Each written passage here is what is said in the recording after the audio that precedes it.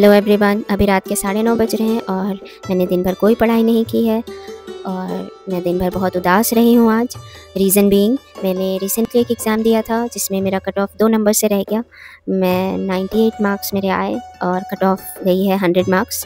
तो मैं काफ़ी इस एग्ज़ाम को लेके पॉजिटिव थी कि हाँ, मैं इस बार इसमें क्लियर हो सकता है प्रीलिम्स मेरा। और पीडीएफ जब मैं ओपन करने वाली थी ना, स्कोर कार्ड अपना, तो मैं काफ़ी पॉजिटिव थॉट से कर रही थी। एक मिक्स्ड सी फीलिंग थी कहूँ तो, थोड़ा सा डर भी था, पर मोस्टली मैं पॉजिटिव थी। और जैसे ही मैंने पीडीएफ देखा, it was written you are not qualified for the next round and it really broke me, it really hurt मी।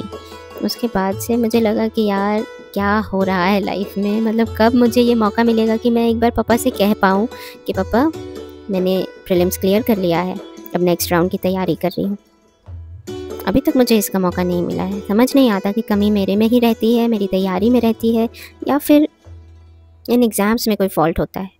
मुझे नहीं समझ में आता। मैं अपने पे ही लेती हूँ। अभी बहुत सारे ऐसे वीडियोज़ आ रहे हैं, कह रहे हैं रिज़ल्ट अनफेयर है, ऐसा नहीं होता, उन्होंने बोला था 50% मार्क्स आने हैं। कुछ लोग कह रहे हैं कि इतने सारे स्टेजेस में ये एग्ज़ाम्स होते हैं, तो इनिशियल स्टेज में इस तरह तो कट ऑफ इतना हाई नहीं जाना चाहिए। Everything, all sort of talks are going on, but I am honestly saying you that I feel that it's my fault that I have not been able to secure the marks that was required, because there are many people who are clearing the exam, right?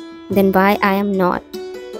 मेरे में हमेशा ये सवाल आता है, कहीं ना कहीं कुछ कमी रह रही है। बार बार मुझे यही फील होता है जब भी मेरा कोई भी एग्ज़ाम में थोड़ा सा रह जाता है, कुछ ही नंबर से रह जाते हैं, तो यही सारे थॉट्स आते हैं दिमाग में। फिर मैंने अभी थोड़ी देर पहले, दिन में तो मैं बिल्कुल अच्छे से मैंने अपनी शुरुआत की थी दिन की, नहा धोकर पूजा पाठ करके बैठी थी स्टडी टेबल पे। बट फिर रिज़ल्ट आते आते मेरा बिल्कुल मन सा हट गया पढ़ने में आज का दिन। पर मेरे दिमाग में ये भी था कि मुझे जो मैं कर रही हूँ उसे तो कंटिन्यू करना ही है, मैं अपना काम तो नहीं रोक सकती। अभी मेरा यही काम है कि मुझे हर दिन पढ़ना है, हर दिन अपने टारगेट्स कंप्लीट करने हैं, चाहे बीच में मेरे साथ कोई भी इश्यूज़ हो, चाहे मैं मतलब मुझे अपने मन की तो नहीं सुननी है। मैंने ये ठान लिया है, इस बार मैं अपने मन की नहीं सुनूंगी। वो कहेगा 10 बातें, वो कहेगा ना, मैं उसकी एक नहीं सुनने वाली। ये मैंने एक संकल्प ले रखा है। बाकी रिज़ल्ट तो बाद की बात है। मुझे लगता है रिज़ल्ट आपका होगा या नहीं होगा, ये यहीं से डिसाइड हो जाता है कि आप अपने मन की कितनी सुन रहे हो या कितनी नहीं सुन रहे हो। और हमें ट्रस्ट मी, कॉम्पिटिटिव एग्ज़ाम्स में आपको अपने मन के हिसाब से चलने से तो कभी एग्ज़ाम क्लियर नहीं होता। You have to put your effort, you have to do it, because if you are not doing it, others are, then how will you get your name in the PDF? इसके बाद लोग complain करने पे बैठ जाते हैं कि ऐसा हो गया, वैसा हो गया। ये सबसे कुछ नहीं होता यार। जिनका होना था क्लियर, उनका हो गया। तुम्हारा रह गया 2 नंबर से, तुम सोचो कैसे रह गया। मुझे पता है, अभी पता है मेरे दिमाग में क्या चल रहा है कि अगर मैंने वो क्वेश्चन सही कर दिया होता तो ये नहीं होता। और पता है, सिली मिस्टेक्स के लिए जगह नहीं होती कॉम्पिटिटिव एग्जाम्स में। 1 नंबर, आधे नंबर में आप मतलब दुनिया इधर से उधर हो जाती है।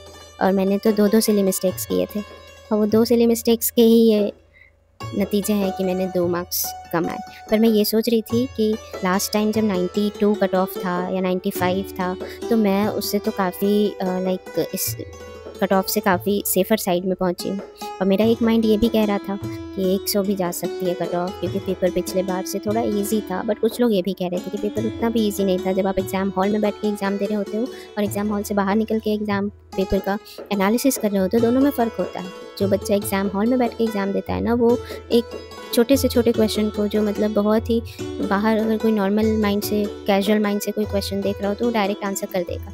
लेकिन आप एग्ज़ाम हॉल में बैठे हो ना, तो वो अलग ही प्रेशर होता है। वहाँ पे आप अच्छे खासे क्वेश्चन भी गलत कर सकते हो जो बाकी लोग गलत नहीं कर रहे होंगे। तो ये सारे फैक्टर्स होते हैं और यही रोल प्ले करता है प्रैक्टिस का। बट मैंने प्रैक्टिस की थी और प्रैक्टिस के हिसाब से मैंने सब सही किया, लेकिन कहीं तो गलती रही।